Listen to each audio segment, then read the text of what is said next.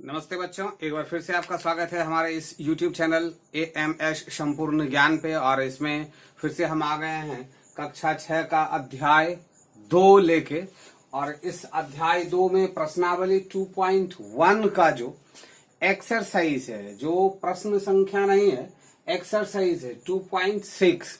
क्या बताया गया है उस एक्सरसाइज में कि पूर्ण संख्याओं का गुण, पूर्ण संख्या में क्या क्या गुण होता है, आज के इस क्लास में इसको समझेंगे।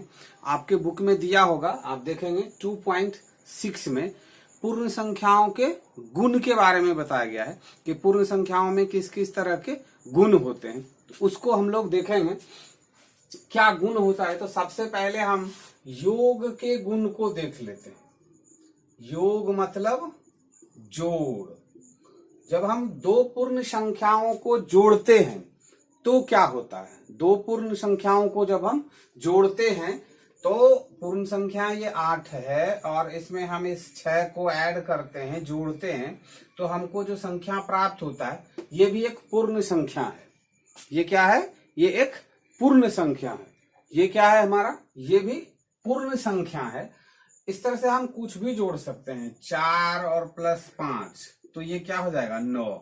तो ये भी एक पूर्ण संख्या है, ये भी एक पूर्ण संख्या है। आपको मैंने बताया है कि 0 से 1 2 3 4 5 6 7 8 9 आप इन्फिनिटी तक, अनंत तक चले जाएंगे। ये सभी क्या है? हमारे पूर्ण संख्याएं हैं। तो जब भी हम दो पूर्ण संख्याओं को जोड़ेंगे, इनमें से किसी को भी 10 को जोड़ दें और 2 को जोड़ दें, तो ये जो 12 प्राप्त हुआ ये हमारा इसके अंतर्गत आ जाएगा। तो ये हमारा क्या है? ये हमारा एक पूर्ण संख्या है। तो जब भी हम जोड़ करते हैं तो जोड़ से जो हमें दूसरा संख्या प्राप्त होता है वो क्या कहलाता है? हमारा पूर्ण संख्या ही कहलाता है। वो कभी दूसरी संख्या नहीं कहलाती है। इसीलिए इसको कहा जाता है कि ये समवृत्त है, यानी इसका ये क्लोज प्रॉपर्टी है। इसी तरह जब हम इसको घटाते हैं, या फिर आपके बुक में जो सीरियल दिया हुआ है उसमें से है, इसके बाद हम जब इसको गुना करते हैं तो मान लेते हैं कि 5 एक पूर्ण संख्या है और 3 हमारा एक पूर्ण संख्या है। तो 5 और 3 को जब हम गुना करते हैं तो जो संख्या प्राप्त होता है ये भी हमारा एक पूर्ण संख्या है। 7 गुना 8 करते हैं तो जो संख्या प्राप्त होता है ये हमारा क्या है? एक पूर्ण संख्या है। 9 गुना 5 करते हैं तो जो संख्या प्राप्त होती है ये हमारा क्या है? एक पूर्ण संख्या है। तो क्या है? ये हमारा एक पूर्ण संख्या है। तो जब भी हम दो पूर्ण संख्याओं को जब हम गुना करते हैं तो जो संख्या प्राप्त होती है वो हमेशा क्या होता है? एक पूर्ण संख्या ही प्राप्त होता है। तो इस तरह से हम दो पूर्ण संख्याओं के गुणन को भी हम समवृत्त कह सकते हैं। इसका क्लोज प्रॉपर्टी होता है। तो इस तरह से हम अभी योग देख लिए, उसके बाद गुणा को देख लिए। अब इसके घटाव के प्रोसेस को देखते हैं, जिसको व्यवकलन भी कहते हैं। सब्ट्रैक्शन के फॉर्म को देख लेते हैं कि जब हम दो पूर्ण संख्याओं में घटाव करते हैं, मान लेते हैं कि 7 में से मैंने 4 को माइनस किया तो ये जो 3 प्राप्त हुआ ये क्या है हमारा? ये एक पूर्ण संख्या है। ये क्या है? हमारा पूर्ण संख्या है। अब मान लेते हैं कि 9 में से 6 को घटा दिए तो भी ये जो 3 प्राप्त हुआ तो ये एक पूर्ण संख्या है। 4 में से 3 को घटा दिए तो 1 प्राप्त हुआ, 1 भी हमारा पूर्ण संख्या है। लेकिन अगर हम इसी 4 में से 6 को घटा देते हैं तो जो संख्या प्राप्त होता है वो -2 होता है। और ये -2 जो है वो हमारा पूर्ण संख्या नहीं है। -2, 0 से जब हम दाईं ओर बढ़ते हैं तभी हमारा पूर्ण संख्या होता है। जैसे हम 0 से बाईं ओर आ जाते हैं तो फिर हम पूर्ण संख्या में नहीं रह जाते हैं, वो संख्या बदल जाता है, उसका नाम दूसरा हो जाता है। तो -2 जो है ये पूर्ण संख्या नहीं है, ये पूर्ण संख्या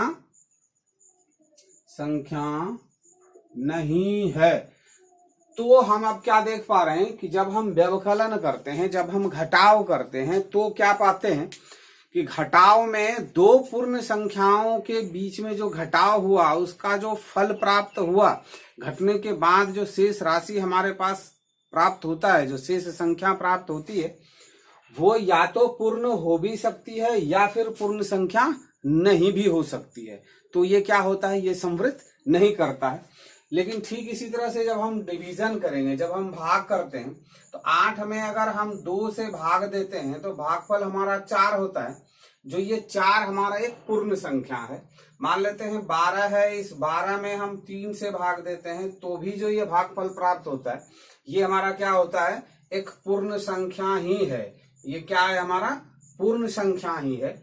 लेकिन अगर हम छोटी संख्या में बड़ी संख्या से भाग दे रहे हैं, सपोज हम, आपके बुक में दिया है कि 7 में से 8 से अगर भाग दे दिया जाए, तो 8 से जब भाग देंगे तो इसमें भाग नहीं लगेगा। भाग नहीं लगेगा तो हम क्या करेंगे, 0 देंगे, उसके बाद फिर एक दशमलव देंगे और यहाँ पे 0 देते हैं।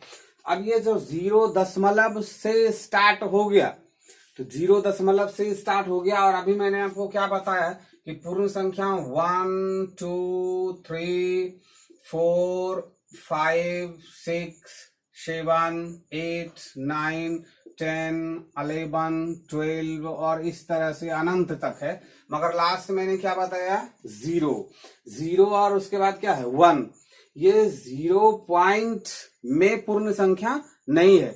तो हम क्या पा रहे हैं, जब हम भाग करते हैं तो भी हमारा जो है, हर दो संख्याओं के बीच में जब भाग होता है तो भागफल जो है वो हमारा एक पूर्ण संख्या हो भी सकता है और नहीं भी हो सकता है। तो आज के इस अध्याय में हम लोगों ने क्या देखा कि जब हम गुना करते हैं, दो पूर्ण संख्याओं को जब हम आपस में गुना करते हैं तो जो गुणनफल प्राप्त होता है वो हमेशा एक पूर्ण संख्या ही प्राप्त होता है।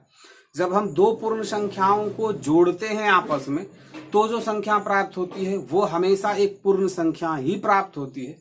लेकिन जब हम दो पूर्ण संख्याओं को आपस में घटाते हैं तो हो सकता है कि हमको पूर्ण संख्या प्राप्त हो और नहीं भी हो सकता है। और फिर जब हम दो पूर्ण संख्याओं में भाग देते हैं एक दूसरे में, तो हो भी सकता है कि वो भागफल पूर्ण संख्या हो, या ऐसा भी हो सकता है कि वो भागफल पूर्ण संख्या नहीं हो। तो इन चीजों को आप अच्छी तरह से समझ के रखेंगे कि दो पूर्ण संख्याओं का जब भी योग होगा तो हमेशा एक पूर्ण संख्या ही प्राप्त होगा, और जब दो पूर्ण संख्याओं का गुणन होगा तो भी हमेशा गुणनफल जो है वो एक पूर्ण संख्या ही होगी। लेकिन जब दो पूर्ण संख्याओं का व्यवकलन होगा, घटाव होगा, तो संभव है कि वो पूर्ण संख्या हो भी और संभव है वो पूर्ण संख्या नहीं भी हो। और जब दो पूर्ण संख्याओं के बीच में भाग होगा तो भागफल हो सकता है कि पूर्ण संख्या हो भी और हो सकता है कि पूर्ण संख्या नहीं भी हो।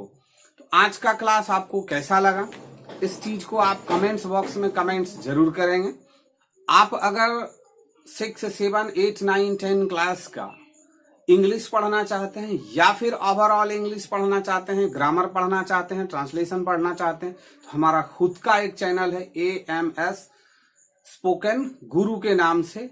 चैनल का लिंक डिस्क्रिप्शन में दिया हुआ है, आप वहां से भी जा सकते हैं, या फिर YouTube के सर्च बार में आप टाइप करेंगे AMS स्पोकन गुरु तो हमारे चैनल पे चले जाएंगे।